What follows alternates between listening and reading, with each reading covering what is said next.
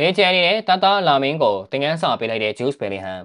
အားလုံးပဲမင်္ဂလာပါများဘောလုံးစား channel လေးကနေပြန်လည်ကြိုလိုက်ပါရင်ပရီးမီးယားလိဂ်မှာtop 4နေရာအတွက်ပြိုင်ဆိုင်မှုပြင်းထန်နေတော့စပိန်မှာလည်းအကောင်းဆုံးပွဲစဉ်တစ်ပွဲအဖြစ်အက်ကလန်စီကိုပွဲစဉ်ကိုရှင်းပြကစားခဲ့ပါတယ်။ပြိုင်ဆိုင်မှုပြင်းထန်တဲ့ပွဲစဉ်ရဲ့ထုံးစံတိုင်းအပြန်လေတိုင်းကြတာကမထူးဆန်းပေမဲ့လာမေရော်မယ်ကတော့သူများထက်ပိုပြီးတော့ကိုစက်တိုက်လေးတိုက်နေခဲ့ပါတယ်။ပွဲမစားခင်ရှေ့ရမှာရာမယ်ကဂိမ်းဆွဲမှာပါဝင်ရင်ရီယက်ဟာအမြဲတမ်းနိုင်ပွဲတွေခိုးယူရင်စောတကတက်နေတယ်လို့ပြောခဲ့ပါတယ်။သူရဲ့ social media အကောင့်မှာလည်းသူကအကြောင်းတရားကိုချန်ရေးခဲ့ပြီးဖြစ်ကြောင်းတင်ထားခဲ့တယ်လို့ပြီးခဲ့တဲ့ရာသီတုန်းကဘာလီမျိုးမှာဂိုးသွင်းရင် Jude Bellingham စတိုင်အောင်ပွဲခံတော့ Real ပရိသတ်တွေပေါက်ကွဲနေတဲ့ပုံကိုလည်းတင်ထားခဲ့ပါသေးတယ်။ပွဲမစခင်ဒီလိုလေးချန်နိုင်ခဲ့ပေမဲ့တကယ်ကစားတဲ့အခါမှာချုံမိုင်မိုင်ဖြစ်နေတဲ့ Ramen ဟာ